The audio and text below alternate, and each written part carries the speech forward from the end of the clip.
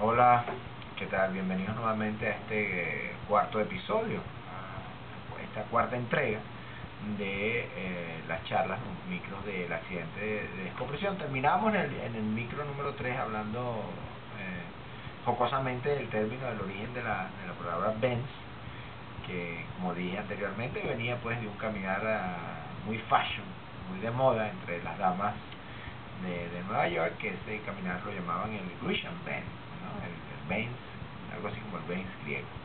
Pero bueno, volviendo al tema, eso lo describe un médico muy famoso, que también nos explicaba que él se había dado cuenta de la importancia que tenía el tratamiento de descompresión en la mejoría y la utilización de oxígeno en la mejoría del tratamiento del accidente. Pero desafortunadamente pues los trabajadores de la época eran así un poco, hoy diríamos un poquito rambos, un poquito macho men, y ellos pues se negaban muchísimo a recibir este tratamiento con oxígeno, y iban a los tratamientos clásicos de la época, los cuales consistían básicamente en compresas de agua caliente, compresas de agua fría, sumergían a las personas en baños calientes. También se utilizaba la atropina, que ya se utilizaba en esa época. Había un hongo que se llamaba ergot, que ese hongo de alguna manera no sé cómo lo preparaban o cómo lo hacían, tenía alguna cuestión terapéutica por algo que he estudiado por ahí, lo cual no estoy muy seguro. Está relacionado el uso de ese hongo, si se manipula de alguna manera, tiene efectos como el LSD. No estoy muy claro con eso, lo pueden investigar ustedes. Ahí tiene una tareita, el hongo se llama ergot, ERGOT. También, pues como les dije, la atropina, whisky, ginebra, y finalmente, si los olores eran muy intensos, pues utilizaban la morfina con las personas. Este médico, como les conté, fue la primera persona en construir una cámara hiperbárica especializada para el tratamiento de los accidentes de compresión. El primero.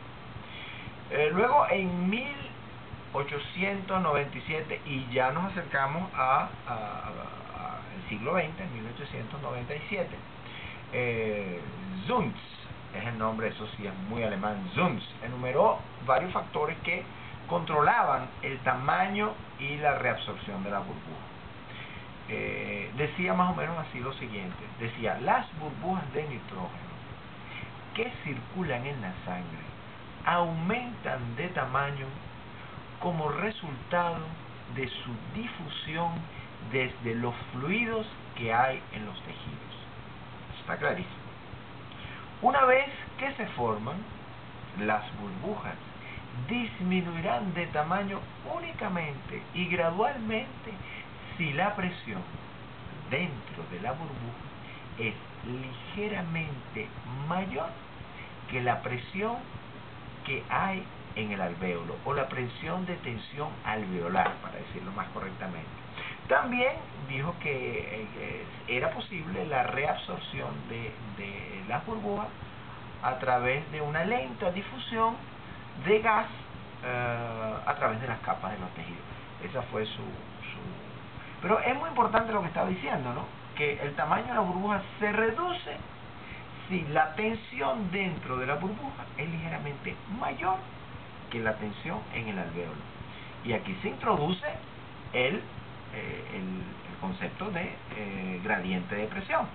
Si la presión dentro de la burbuja es mayor que la presión de tensión del alvéolo, que a la vez debe ser mayor que la del medio ambiente, pues las presiones intentarán igualarse y se moverá el gas de un área de mayor presión a un área de menor presión, así que la burbuja se reduciría de tamaño tratando de igualar la tensión que hay en el alvéolo y a la vez salir hacia afuera. Ese es el principio de darle al paciente siempre oxígeno puro. No es para sobreoxigenarlo ni nada de eso, sino para crear ese inmenso gradiente de presión y lograr que el nitrógeno fluya a una mayor velocidad hacia afuera. Ese concepto de gradiente de presión lo vamos a ver más adelante, pero de alguna manera imagínense ustedes dos cilindros de buceo, uno con 3.000 libras y uno con 0.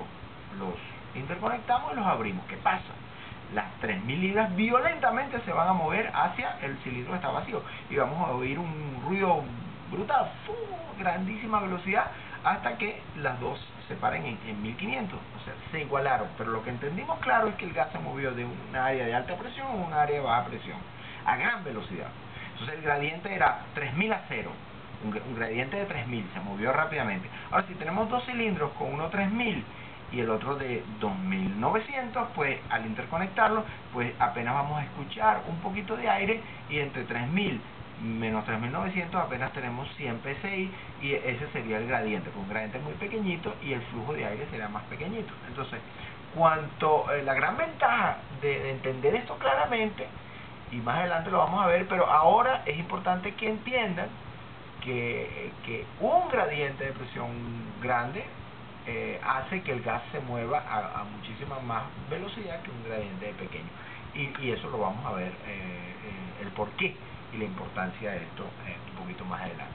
Seguimos entonces con un señor de nombre Moir, creo que M-O-I-R, Moir, y en 1896, nos acercamos al siglo XX, trabajando en un caizón en el río Hudson, en los Estados Unidos, fue capaz de reducir la mortalidad, fíjense ustedes esto, de un 25% que había, de un 25 a un 2%, utilizando la terapia de recompresión. O sea, empezaron a ver que funcionaba, la mortalidad se redujo violentamente, de 25 a 2, simplemente tratando a las personas con una cámara de recompresión que, como les había dicho antes, ya había sido diseñada por una persona anteriormente.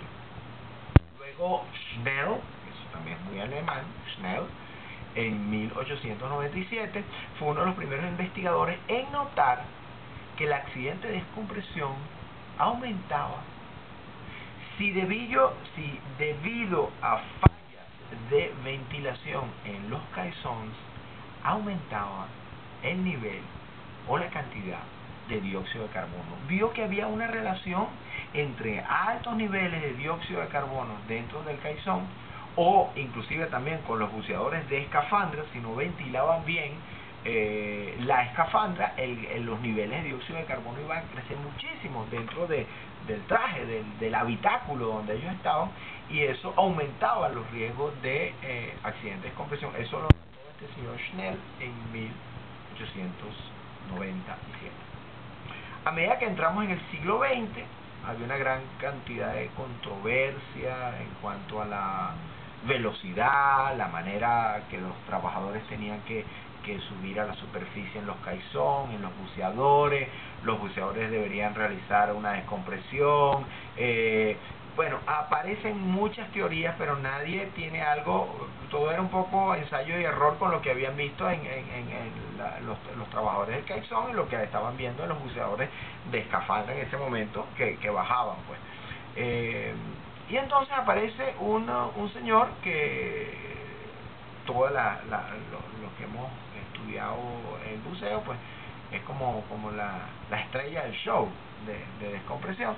El fisiólogo inglés John Scott Haldane hace su aparición ya comenzando el siglo XX, en 1897. Haldane propuso lo que se llamó la hipótesis del radio de supersaturación. Y no nos extrañemos, hoy en día muchísimas tablas, estoy hablando de tablas de compresión que hoy en día todavía se están utilizando, están basadas en esta hipótesis de supersaturación, de radios de supersaturación. Haldane comienza a hacer sus experimentos exponiendo a cabras a presiones equivalentes a 13.6 metros, unos 45 pies, lo que era en atmósfera, 2.36, 13,6 metros, 2.36. Pequeño repaso para todos nuestros amigos que están viendo esto y no están familiarizados con el buceo. En la superficie, a nivel del mar, tenemos una atmósfera de presión causada por el aire, y a los 10 metros o 33 pies tenemos una atmósfera causada por el agua. Esa atmósfera se llama presión hidrostática, hidro de agua. Y la presión total que un buzo entonces tiene en 10 metros es una atmósfera de presión hidrostática y una atmósfera de presión atmosférica. Entonces, si sumamos la presión atmosférica más la presión hidrostática, tendremos 2 atmósferas a 10 metros. Entonces como estamos a 13.6, por eso nos da el 2.6. En 13 tenemos los primeros 10, ahí tendríamos ya 2, y los 3.6 metros, ahí tendríamos el 0,36 atmósferas. Yo creo que ya con eso está muy clarito, y si tiene alguna duda, búsquese un buen instructor de buceo y que le eche el cuento bien. Seguimos adelante. Entonces, el señor Haldane llevó a las cabras a 2.36 atmósferas, 13.6 metros, y violentamente los llevó a la superficie, o sea, a una atmósfera. Redujo de 2.36 a 1. Ese fue el gradiente que utilizó. Con esta caída de presión de 1.36 atmósferas, se comenzaron a ver en algunas de las cabras síntomas de enfermedades de descompresión. O sea, ocurría una enfermedad de descompresión. Pero, sorpresa, luego repite el mismo experimento, lleva a las cabras a 20 metros, a 20 metros no, a 50 metros, que son 165 pies, o sea, 6 atmósferas, los lleva a 6 atmósferas y los decomprime con la misma violencia que lo había hecho anteriormente, pero nuevamente a la mitad, y los lleva de 50 metros, los lleva a 20 metros, o sea, los lleva de 6 atmósferas a 3 atmósferas, descomprime la mitad, no la mitad en profundidad, sino la mitad en presión, de 6 atmósferas a 3 atmósferas, violentamente. Y por sorpresa no aparece ningún accidente de descompresión. Entonces, era un poco para empezar a pensar, ¿no? De 2.36 bajábamos a 1,